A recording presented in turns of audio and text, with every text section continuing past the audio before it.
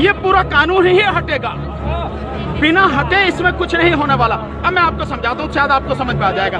केवल एक सेक्शन बताता हूँ तो उससे आपको पूरी चीज समझ में आ जाएगी। जो कॉन्ट्रैक्ट फार्मिंग है, उस कॉन्ट्रैक्ट फार्मिंग की धारा 3 उसमें जो है जो एग्रीमेंट होगा किसान के और व्यापारी के बीच में, मैं उनसे बताता हूँ, आप समझ जाएंगे सारे, उसके बाद कुछ बताने की जरूरत नहीं पड़ेगी। उस धारा 3 में लिखा है कि किसान के और व्यापारी के बीच में जो एग्रीमेंट होगा उसमें यह लिखा जाएगा, नंबर 1, किसान को अपनी जमीन पर कौन सी फसल उगानी है।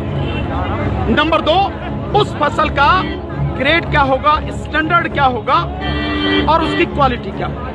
नंबर 3, उस फसल को उगाने के लिए जो बीज होगा, जो खाद होगा, जो कीटनाशक होंगे, जो मशीनरी होगी, जो तकनीक होगी, उसे वो व्यापारी जिसके साथ समझौता हो रहा वो देगा। इसके बाद उसी एग्रीमेंट में लिखा जाएगा इसकी कीमत क्या होगी। जो फसल उगाएगा, जब फसल पक के तैयार हो जाएगी तो किस कीमत पर व्यापारी खरीदेगा, ये भी लिखा जाएगा। साथ में ये भी लिखा जाएगा कि इस फसल की कितनी बार चेकिंग होगी, तो बोते समय, फसल जब बढ़ रही होगी उस समय, और जब फसल कट के व्यापारी खरीदेगा उस समय 3 समय उसकी चेकिंग होगी। अब मैं आपको समझाता हूं, एक बहुत मोटे से उदाहरण से समझो। ये मानिए कि इसके कानून के हिसाब से पूरे देश की जमीन, पूरे देश की जो किसानों के पास जमीन है उसका जो व्यापारी हैं उनसे एग्रीमेंट हो गया। व्यापारियों से एग्रीमेंट होने के बाद सारी जो फसल है वो कहां जाएगी, व्यापारी के घर में। इसका मतलब ये हुआ कि सरकार के पास खरीदने के लिए एक दाना नहीं बचेगा, सारी की सारी फसल व्यापारी खरीद के ले जाएगा। और व्यापारी कितनी फसल खरीद सकता है, पहले उस पर प्रतिबंध था, अब इसेंशियल कमोडिटीज एक्ट यानी आवश्यक वस्तु अधिनियम से वो बैरिकेड हटा दी गई।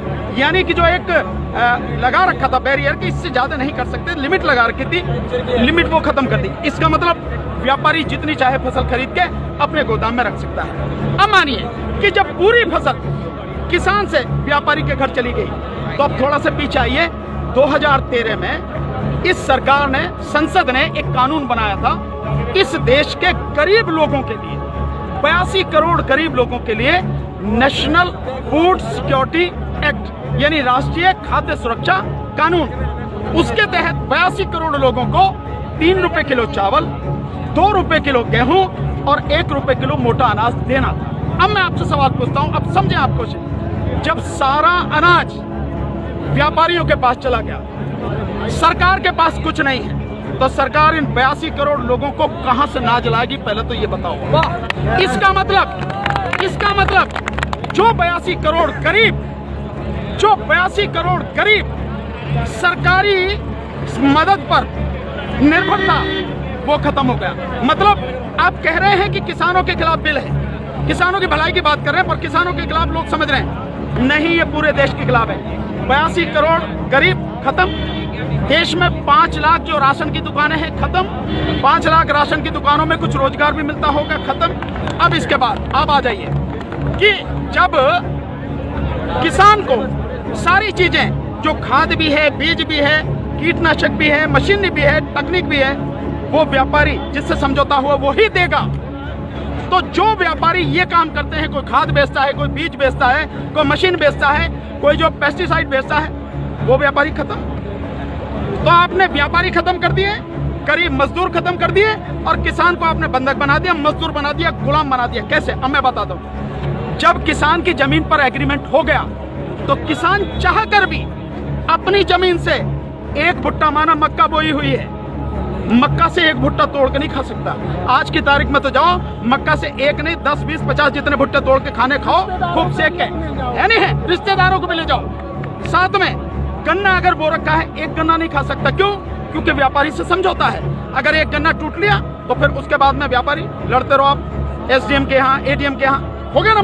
मतलब यह है कि अपनी ही जमीन पर मैं अपने लिए, अपने बच्चों के लिए अगर मन करता है, जो फसल मैंने उगाई है, मेरी मेहनत की फसल है, उसमें से एक दाना नहीं ले सकता। ऐसे कानून का क्या करूंगा मैं?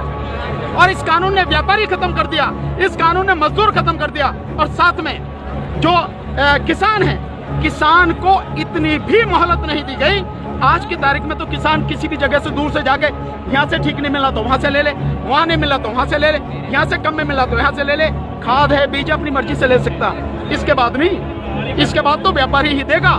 इसका मतलब यह हुआ कि चंद व्यापारियों के हाथ में इस पूरा देश जाने वाला है। और जब व्यापारी के साथ में समझौता हो गया तो कोई बैंक भी किसान को लोन नहीं देगा, कोई भी बैंक। इसका मतलब यह हुआ, इसका मतलब ये हुआ कि अगर उससे पैसा चाहिए किससे लेगा? एक ही रास्ता बचा, उस व्यापारी से। तो सरकार कहती है ना कि जमीन नहीं जाएगी, ऐसे जाएगी जमीन। उसी व्यापारी से जब वो कर्जा लेगा, धीरे धीरे कर्जा बढ़ता चला जाएगा, और कर्जा बढ़ता चला जाएगा, व्यापारी का ब्याज बढ़ता चला जाएगा। लिहाजा जो किसान है अपनी ही जमीन उसी व्यापारी को बेचने पर मजबूर हो जाएगा। अब थोड़ा सा पीछे जाओ, आपको लेके जाता हूँ। 1947 से पहले क्या था? इस देश में जो साहूकार होते थे वो ऐसे ही करते थे, किसान को ब्याज दिया, और वो ब्याज क्या मतलब पैसा दिया, वो पैसे पे इतना ब्याज, ब्याज पर ब्याज, ब्याज पर ब्याज, किसान की पीढ़ियां गुजर जाती थी, कर्जा नहीं उतरता था, और सारी जमीन जो साहूकार के यहाँ पे चली जाती। मदर इंडिया, यही मदर इंडिया देखो, और नए उसमें देखो धर्मेंद्र जी की गुलामी देखो आप, और अगर पढ़ना हो तो गोदान पढ़ो मुंशी प्रेमचंद जी का। ये सारी चीजें बिल्कुल भाई, पहले वो अपनी ही जमीन पर बंधुआ मजदूर बनेगा, उसके बाद में अपनी ही जमीन पर गुलाम बन जाएगा। ये है इस कानून का परिणाम जो आगे तक नजर आता है। तो सरकार ये ना समझे हमें इसलिए ये कानून पूरे देश को तबाह करने वाला। अब एक चीज और रहेगी, उसे भी बता दो। जो मध्यम वर्ग के लोग हैं, जो आज रोटी खा रहे हैं, जब व्यापारी सारा अनाज अपने गोदामों में बंद कर लेगा तो वो जो आज उसने लिया जिस दाम पे, उससे 6 गुना, 7 गुना, 8 गुना दाम पर बेचेगा। तो जो मध्यम वर्ग के लोग जो घरों में बैठे हैं, अगर उनको बाहर आना चाहिए इस आंदोलन में, उनको आज जो अनाज, ये आटा 20 रुपए से 25 रुपए, 30 रुपए किलो मिल रहा है, वही इस कानून के लागू होने के बाद वो आटा, वो अनाज उन्हें 5 से 6 गुना दाम पर मिलेगा। 100 रुपए, 125 रुपए, 150 रुपए किलो मिलेगा। तो असर किस पे पड़ेगा? एक भी व्यक्ति बचेगा नहीं जिस पर इस कानून का असर न पड़े। इसीलिए मैं कहता हूं कि ये किसानों के विरोध में नहीं है, देश को तबाह और बर्बाद करना।